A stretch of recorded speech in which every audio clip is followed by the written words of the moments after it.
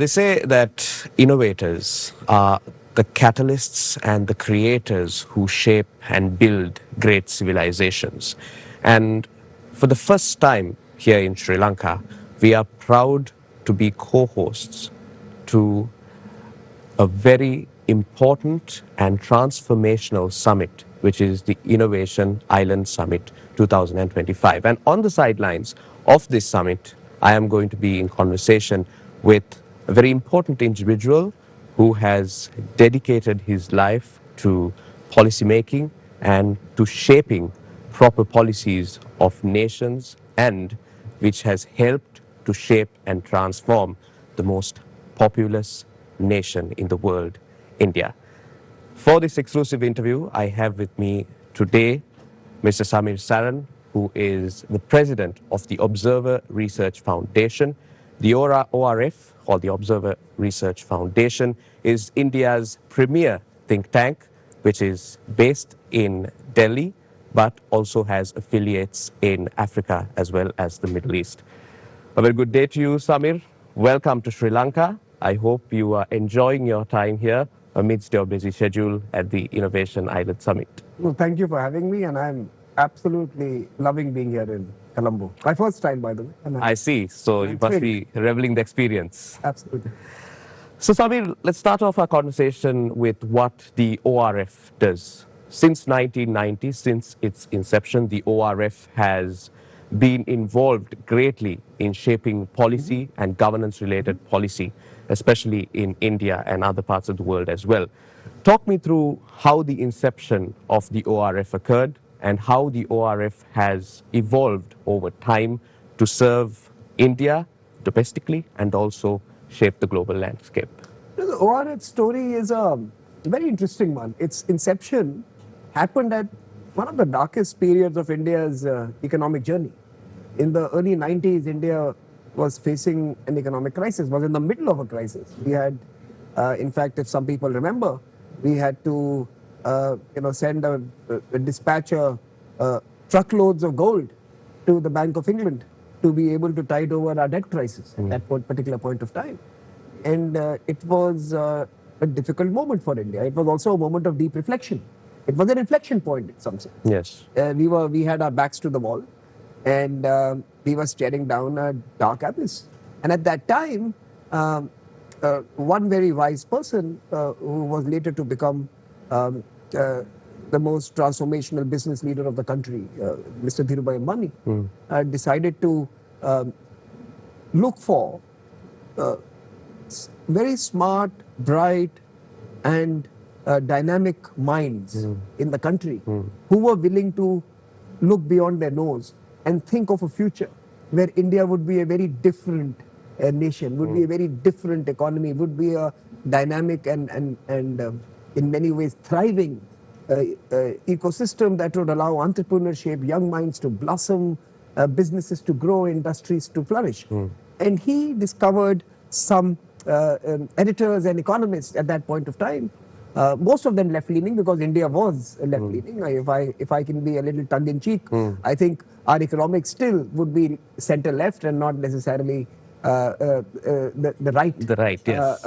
As some people may expect. But he found a few folks, and he endowed them to start thinking about an India that could, of course, look after the weakest and the marginalized, but do it in a manner that you allow businesses to thrive and flourish as well. Grow your economy, ensure you have surpluses, and then deploy the surpluses for the benefit of those who require it. And that was this journey of ORF. We were formed in 1990. Our first paper was titled actually An Agenda for Reforms, and we came up with a number of recommendations for the government of that time to consider. We were convening discussions with leaders from the left parties, Congress party, even the right parties. We were bringing a multi-party conversation onto the table where all of India were leaving their political ideologies behind and thinking about the policies that were required to build a new country. Right. And that is where we began, by convening thought leaders to come up with a document that was called the Agenda for Reforms. Now, obviously, over the next 7 to 8 years, we were obsessed as an organization with the governance reforms, internal reforms, domestic reforms, Right. political adjustments, and we focused on building India. But by the turn of the century, that project had begun to pay back, and India was suddenly on the radar of the world. Turn of the century, I think Clinton's second term, there was interest. George Bush first term, the interest in India skyrocketed.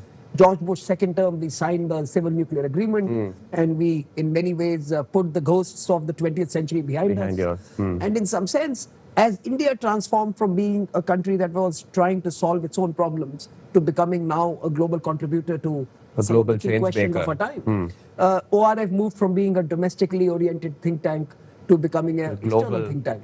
So around the middle of the noughties, the 2000s, we created a foreign affairs division within the think tank, headed by Foreign Secretary Rasgotra at that time, or the president of ORF at that particular point of time.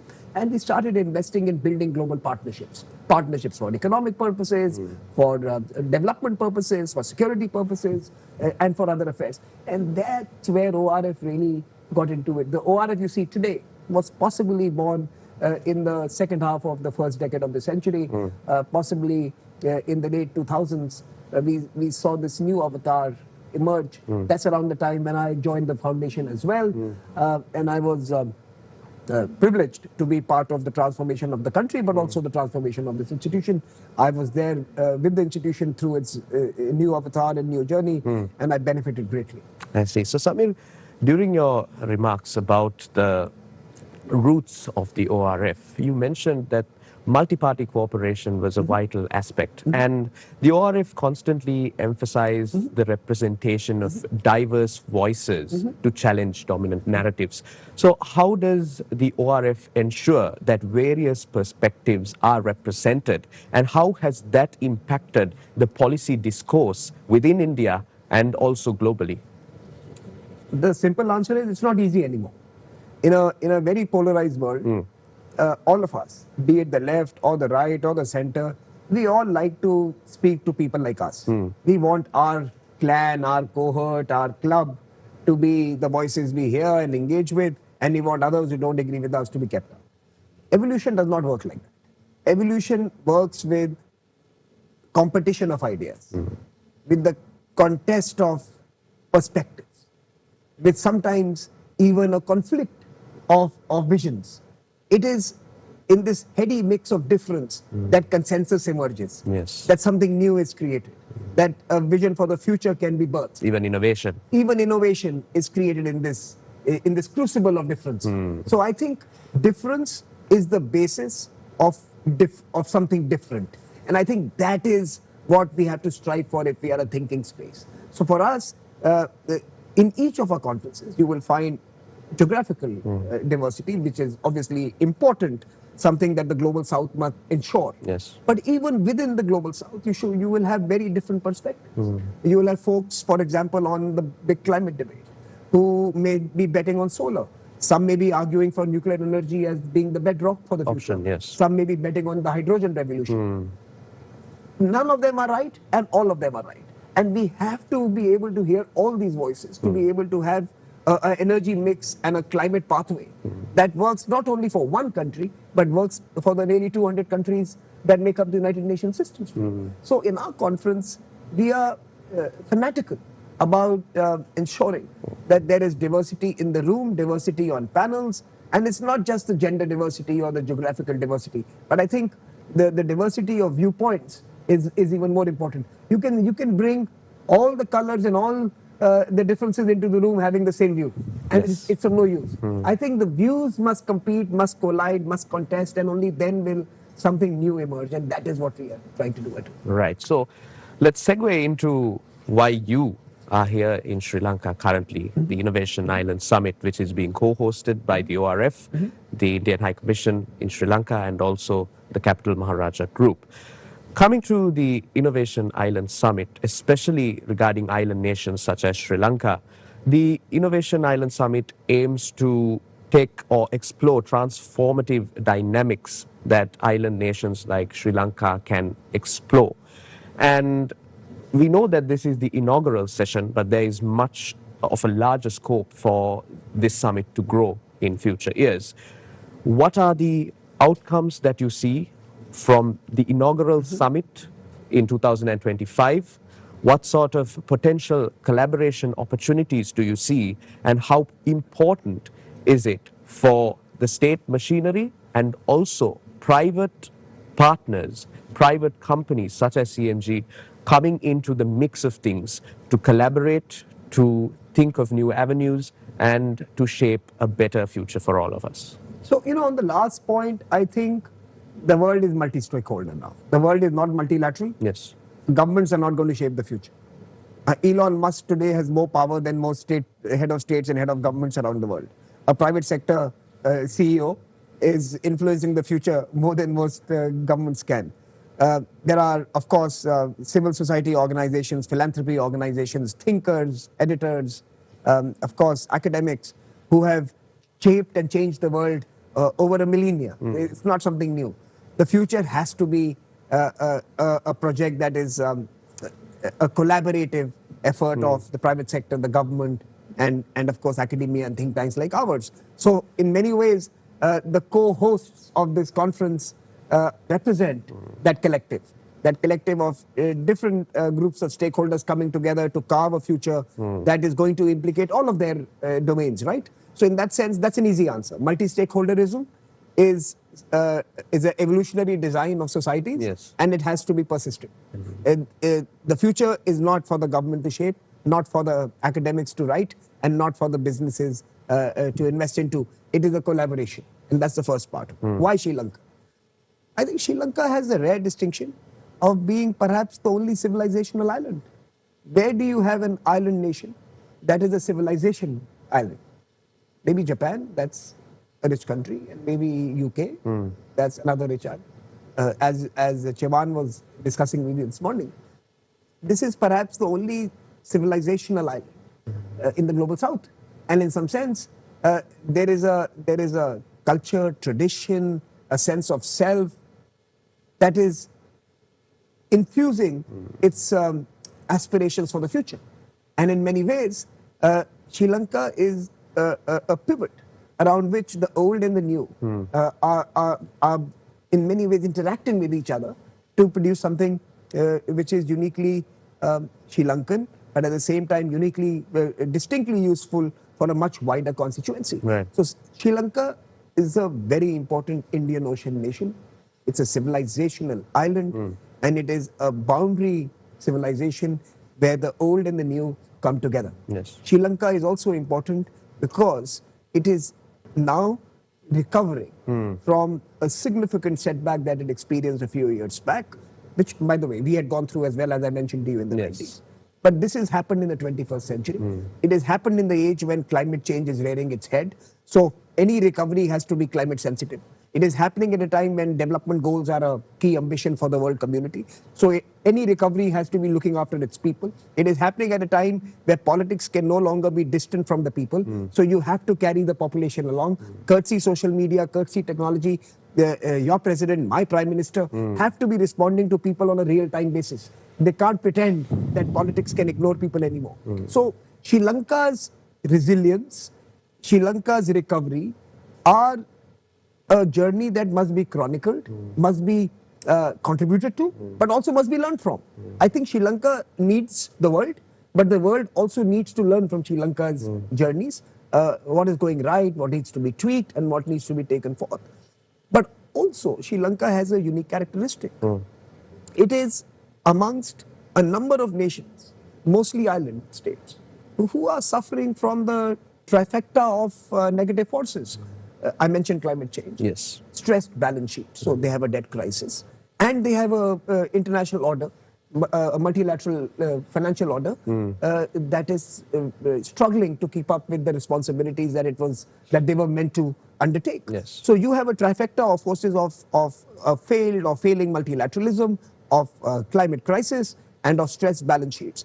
And in the middle of this, the partnerships Sri Lanka carves and puts together, the investments it is able to attract, the projects it invests into, the sectors that it believes are priority for its recovery, Yes. are all critical elements of the story that could be shared with the others who are in similar situations.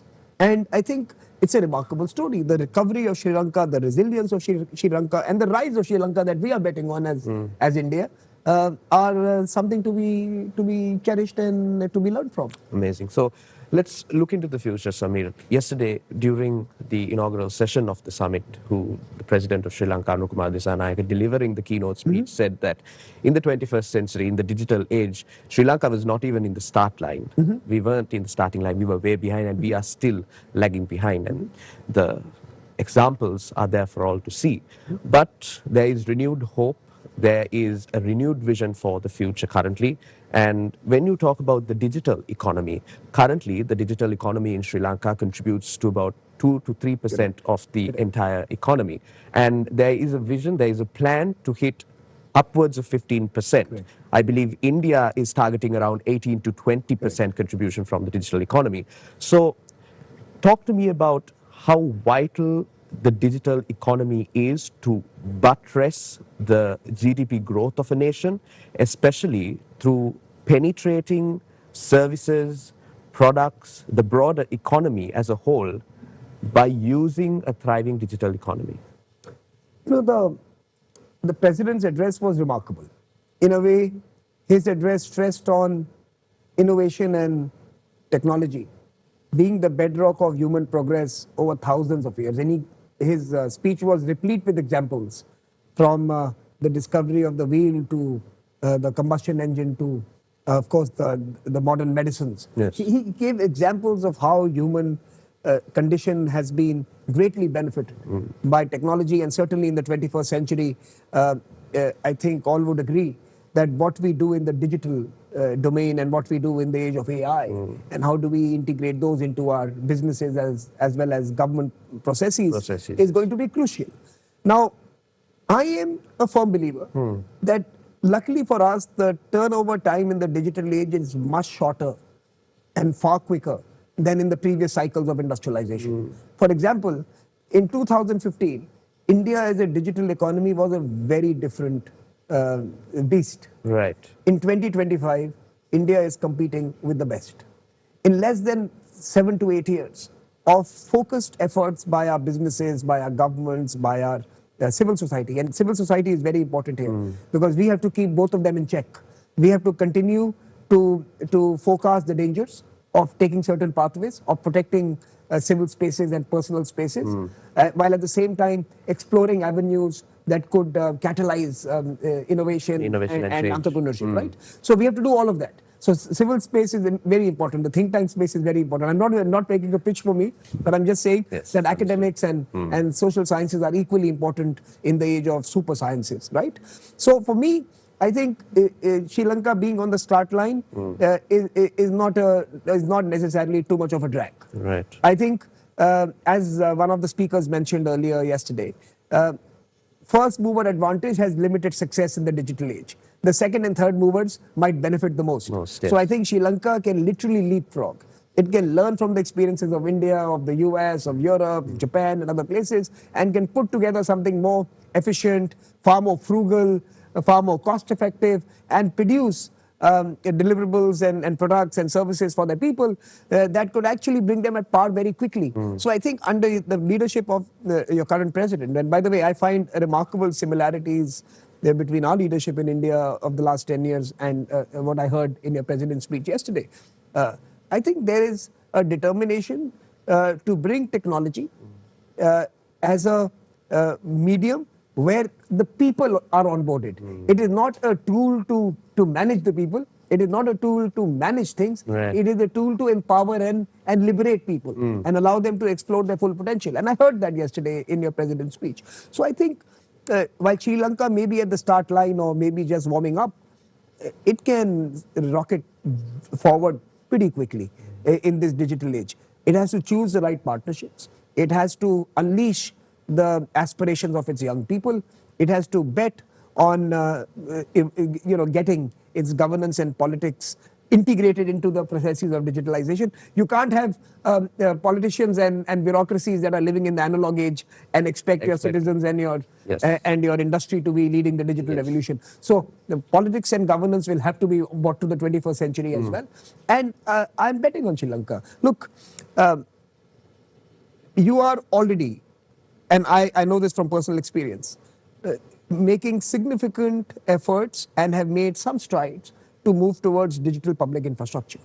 Now, if you can put this in place in the next couple of years, you would have been the fastest country to move from 0 to 100 in some ways, Yes. right? So I'm just giving you an example. Definitely. In a couple of years, if you have a DPI in Sri Lanka, you would have done what India took 10 to 15 years to do, right? But similarly, as the AI revolution unfurls and you see the cost of computing and access to training models, etc., becoming far more accessible, Sri Lanka could be, as the third mover in this field, could really benefit from cost-effective AI applications and AI infrastructure, and of course AI products. So digital, unlike the previous industrial cycles, is a far more open space. Right.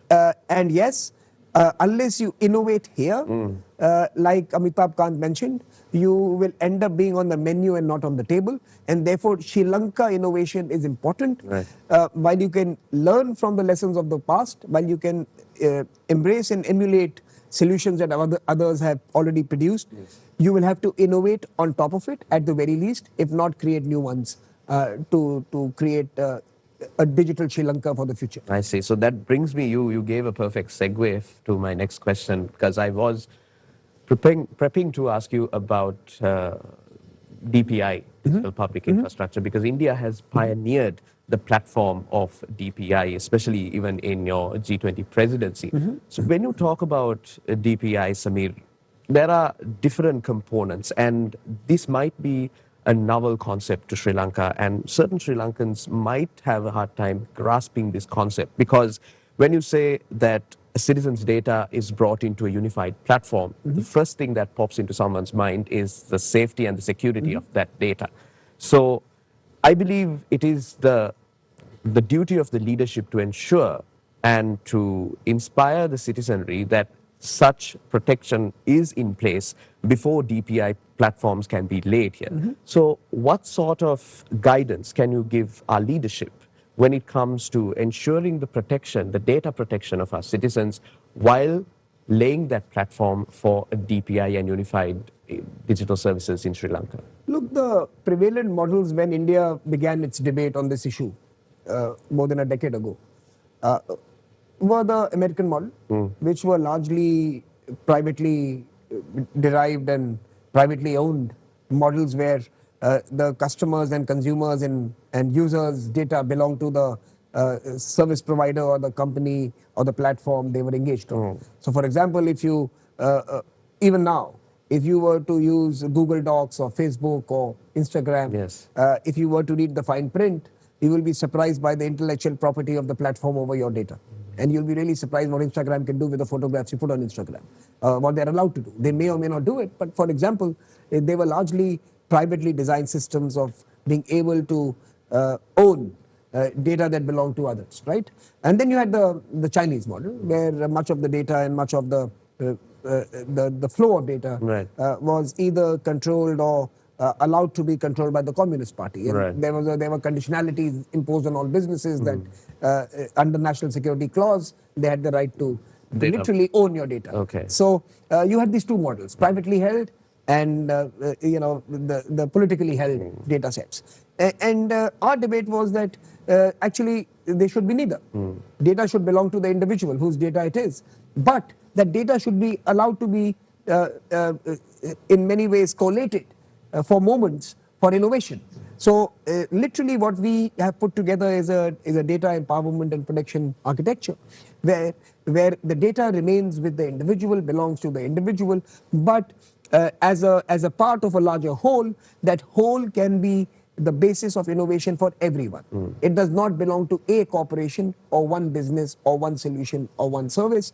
It is allowed to catalyze millions of startups and businesses that require big data or big data sets for the purposes of creating specific and niche business offerings. For example, some large data sets can allow us to create healthcare solutions. Yes. Some can allow us to create insurance products. Some can allow us to create traffic management systems. Some can allow us ride sharing systems. Some can allow us to watch the security trend lines and secure systems. You know, if we see certain kind of usage, we know there is something irregular that is happening. Yes. Right? So there are multiple uses, but these multiple uses are themselves a marketplace now, right? And that marketplace cannot have a perverted fuel source where the data is owned by a single or a few monopolistic entities. Yes. And that is why we created a data layer within this DPI, Digital Public Infrastructure, that allows individual ownership and collective benefit of data for everyone. Right. And I think that is essential. That is in some sense the fundamental ethic and bedrock of DPI. So if you are moving to DPI, please understand it is by design, and I know some of the purists are going to dislike me for saying it, yes, but it is by design a privacy-first architecture, where the sanctity of individuals' ownership and the privacy of that ownership of that data is essentially a design solution within the DPI itself. Right. So DPI is good for individuals. I see. So I'm pretty sure a lot of doubts will be cleared through that response of yours. Very quickly, Samir, I'm only going to take 2 minutes. I want to speak about India's rise to the top and what lessons Sri Lanka can take from it. Like Mr. Amitabh Kant mentioned yesterday, India was in the fragile five not so long ago. And now India is on the cusp of replacing two other giants in the world as the world's third largest economy. And you are the world's most populous state. But over the past few decades, there has been good political direction and a will from the citizenry, the populace, to make a transformative and a lasting change in India. Can you tell me how you believe the leadership drove that sense of passion and patriotism across 1 billion plus people in the country to come to a common consensus? You know, the Chak De Indias, the Vande Matrams, all of those taglines. How did the political leadership come together with the citizenry to take India from where it was to where it is today? No, I'll tell you something very interesting. And this is obviously a personal observation. I have not done a survey or a poll to test To uncover test how many others respond to it. But I'll tell you my own sense of India. I think India always had a very deep and wide patriotic core. In fact, one of my friends who's no more, Patrick French, an author, a scholar, and someone who ran an educational institution in his end of days, he was once mentioning to me that he had done a study to try to get a sense of how people respond to their national identities. Right. And he said that amongst the various countries, the dozens of countries he had surveyed and studied, he found India to have the strongest sense of national identity. So you were an Indian first, a Punjabi or a Gujarati or a Tamilian thereafter. India first, then your second identity, then your third linguistic identity or other group. But the Indian identity was really strong amongst most Indians in something that Patrick was mentioning to me some years ago. And I kind of, from anecdotal evidence, completely related to it. I think India has always been a deeply patriotic and a widely patriotic nation. Somewhere along the way, our political leadership thought it was more fashionable not to express their thoughts in those terms. We started mimicking the West, and we started mimicking Western media discourses, and we thought it was rather simple to be expressing patriotism as an attribute and a virtue and as a positive trait. And we somewhere in the mix of our reforms and our decision to globalize and build global linkages and connect with the world, we lost the single most important virtue we always had of patriotism. And that started moving away from our political lingo and political discourse until the arrival of the current Prime Minister of India, say 13 to 14 years ago, when he began his campaign to run for the most important office, the Prime Minister's office in India. And I think thereafter he changed the way the idea of building a nation, of doing something for your country, of working towards something bigger than yourself, has again begun to resonate with certain sections and a much wider section of the Indian community. And I think that leadership matters. At the end of the day, nations are going to be built by people, and people are going to rally around leadership. Leadership is crucial.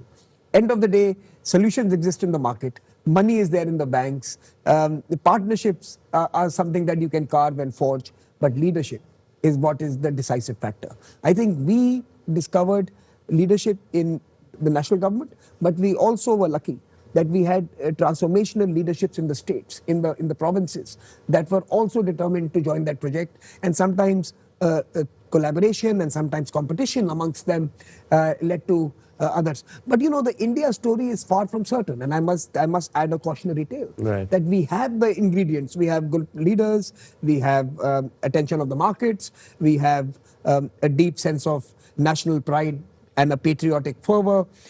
We also have the history of nationalist movements that led to our freedom. So we have all of that as a very positive attribute for India.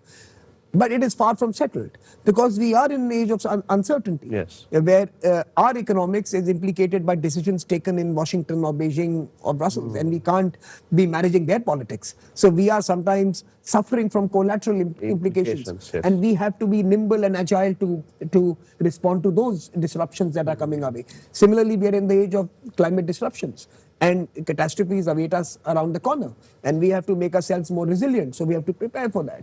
And finally, we are in a world which is highly politically supercharged, where consensus becomes very difficult, where zero sum is going to define the future of technology, the future of healthcare, the future of supply chains, the future of shipping.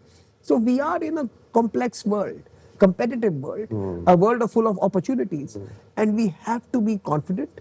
We have to be willing to take some risks, and we also have to be strong enough to bear some setbacks. But we have to look ahead and continue to move forward. Yes. And I think Sri Lanka is on that journey, and we are cheering for you. Nations are built by people, but leadership is the decisive factor. Samir Saran, thank you very much for joining me for a very brief chat despite your busy schedule. I'm sure you're leaving many for all of us to ponder on and to think about after you depart Sri Lanka. We hope to have you back here in Sri Lanka, possibly for the next I'm coming Innovation Island Summit. Thank you very much for joining me this evening. Have a great day. Thank you.